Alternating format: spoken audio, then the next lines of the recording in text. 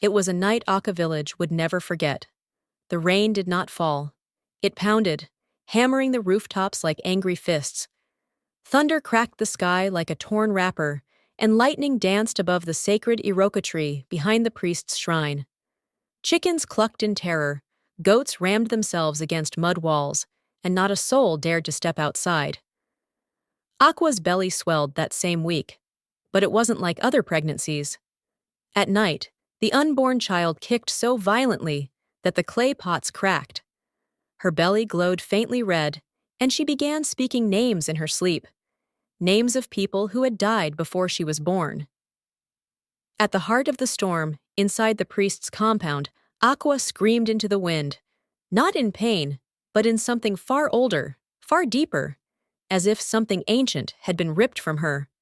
Okoye knelt beside her, soaked in sweat and shame, clutching the newborn swaddled in red cloth.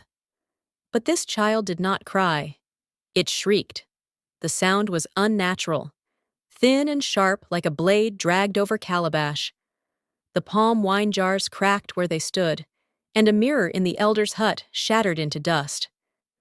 The villagers crossed themselves and whispered old prayers. Chinyere Anyiaka, let the gods protect us. They named him Nwachukwu, meaning child of God. But behind closed doors, no one used that name. They called him something else, Okpru Anwu, the one born without a shadow. From the day of his birth, the sun ignored him. No matter how brightly it shone, Nwachukwu cast no shadow. His feet left no prints in wet soil. When the village children laughed, he remained silent, always watching from corners, eyes wide, lips sealed. Animals feared him. Chickens refused to lay eggs where he slept. Goats stopped producing milk. Dogs barked all night when he passed, only to go mute by morning. Aqua, once the quiet wife of the priest, began to change. She sang lullabies to empty rooms and wandered the compound, whispering names of children who had long died. Her hair turned gray within months, and her eyes glazed over with a distant fog. And Okoye? He grew thinner, darker, haunted. He who once stood tall during village rituals, who communed with spirits under the full moon, now trembled at the sound of his son's laughter, a laughter that sounded like wind passing through a burial flute. By the age of 5, Nwachukwu no longer needed to be taught. He began drawing strange symbols on the shrine floor, using cold ash from sacred fires. Symbols that resembled the sigils of ancient gods, gods even the oldest elders no longer named. One morning, Okoye found the shrine covered wall to wall in markings, circles within spirals, crosses with 7 dots, open eyes crying blood. "Where did you learn this?" he asked, voice dry and trembling. Nwachukwu blinked once and said, "Mama Ekwensu shows me. When the moon is red, she comes." That night, Okoye fell into a feverish sleep and dreamt of the underworld. He awoke to find palm oil smeared across his chest and chicken feathers stuffed beneath his tongue. He had no memory of the night, but he knew something had taken root in his blood. Then came the fire. One evening, the village's largest yam barn burst into flames, but there was no smoke, no smell of burning.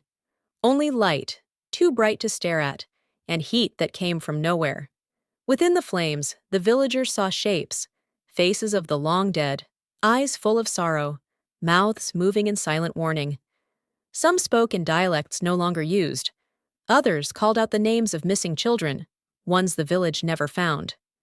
Nwachukwu was seen standing calmly in the center of the barn, unburnt. His arms outstretched, smiling. Around him, the fire bent and danced as if in praise.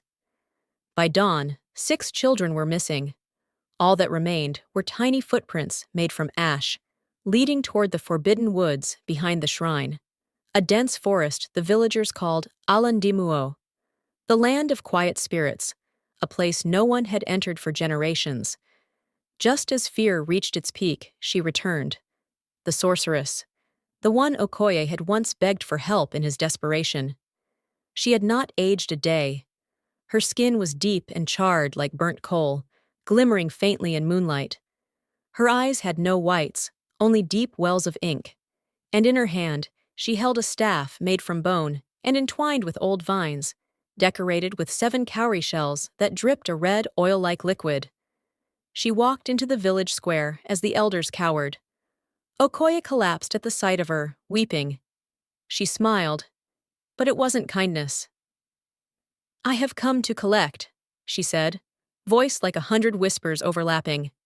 "The child is not yours. He never was.